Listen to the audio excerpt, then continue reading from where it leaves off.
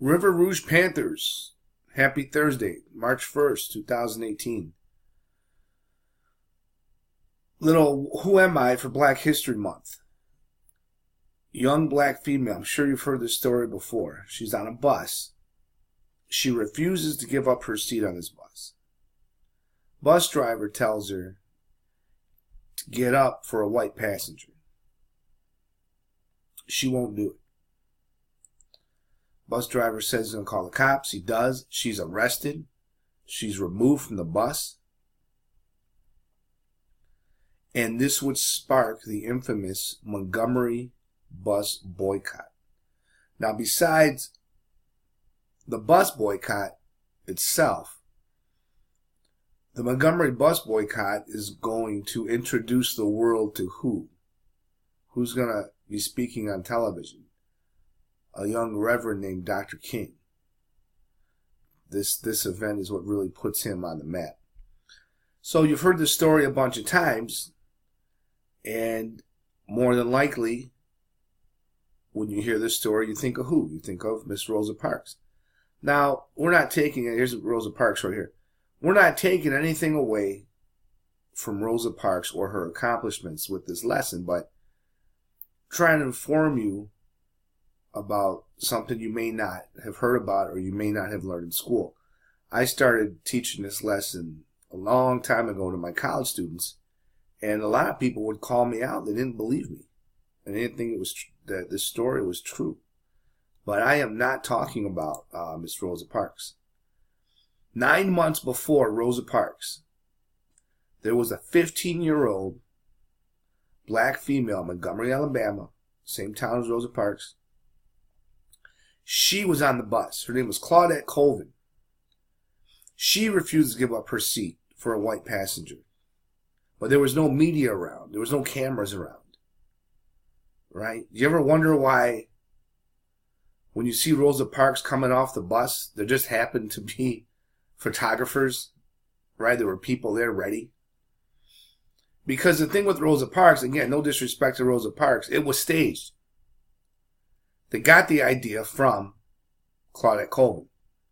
Claudette Colvin gets arrested at 15 years old because she refused to move her seat. She said it was her constitutional right. And Claudette Colvin here, she's the one that went to the NAACP. And then she wrote a letter explaining what happened to her, how she got arrested, how she was forced off the bus, and she wanted to get a lawsuit going. And she was wondering if the NAACP would help her. Well, guess who the secretary was at the NAACP? It was Rosa Parks. Rosa Parks meets Claudette Colvin, gets her story. They talk, they hang out. So there's a few different stories. It depends what you read. And it depends, what source you use. But the NAACP said, we like this story. We can use this story. But we don't think mainstream America in 1955, white America in particular, is going to feel very sympathetic to a 15-year-old who was darker skinned, did not speak that eloquently. Some people went as far as say she was kind of ghetto, and she cursed a lot. She wasn't yet, but she would soon become pregnant from a married man. So the NAACP was like, this isn't exactly the face we want to put out there. So they start thinking and they go, hey, what about our secretary, Rosa Parks? Rosa's light-skinned. She's older. She speaks very well. She'll be good in front of the cameras. White America might have more sympathy. We'll have more sympathy for Rosa Parks. Why don't we take Claudette Colvin's story and just recreate it with Rosa? And we'll stage it, we'll plan it, and we'll have cameras there to capture it. So our cameras will be there before it even goes down. So we'll just do the same thing Claudette Colvin did. So that's what they do. They recreate Claudette Colvin's story using Rosa Parks. Now, to this day, right, like in Detroit and cities all over the country, there's a Rosa Parks Boulevard, right? There's a Dr. King Boulevard all over. There's bunches of them, right? There's no Claudette Colvin Boulevard. There's entire wings of civil rights museums named after Rosa Parks. And there's no mention of Claudette Colvin. She's actually been invited recently to some civil rights museums, and they have the Rosa Parks exhibit. And she doesn't go because there's nothing for her. It's named after Rosa Parks. But again, we're not discrediting Rosa Parks. What they did led to a winning court case that actually Claudette Colvin was part of that helped desegregate the buses.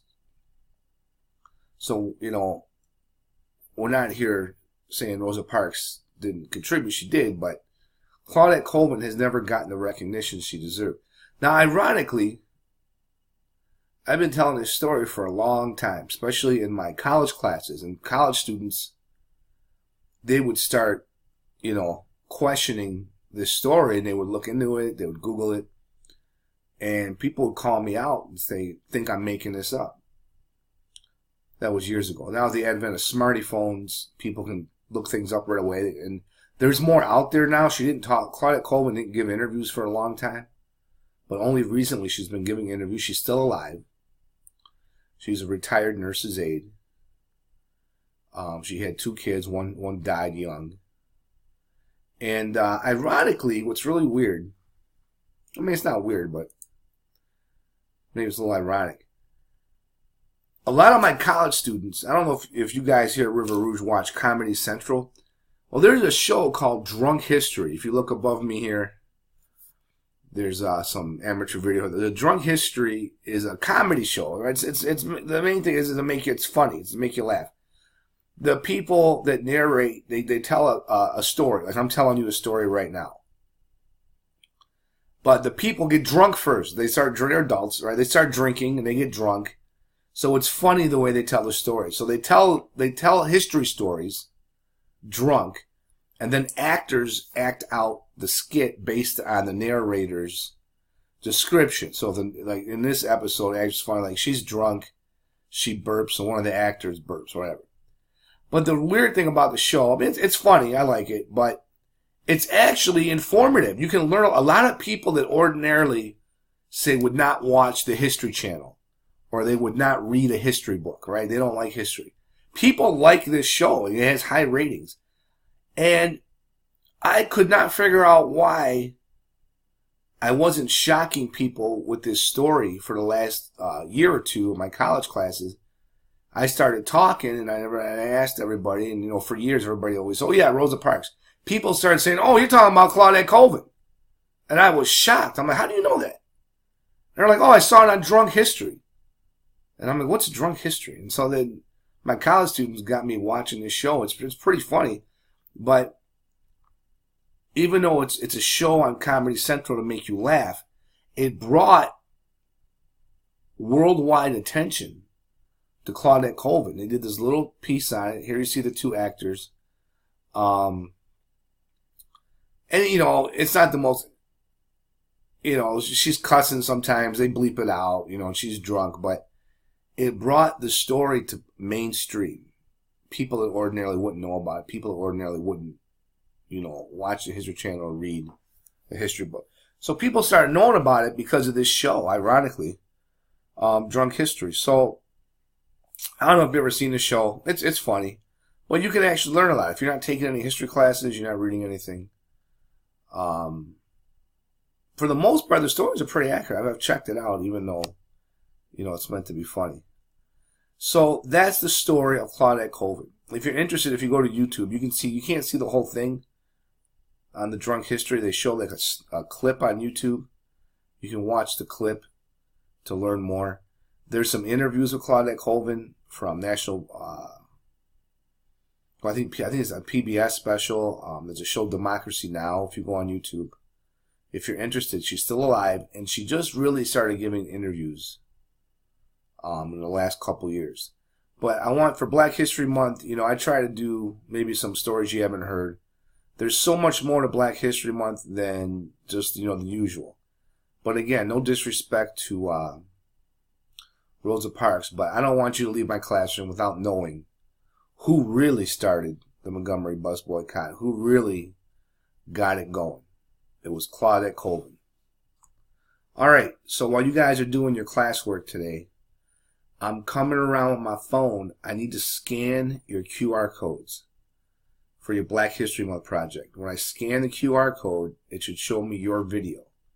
Now, you could have made a video like this one using Screencast-O-Matic, that's what I use, or just use your phone. The idea is you learn about your Black History Month topic, but I also want you to gain the technology skills of making a video and then giving it a QR code.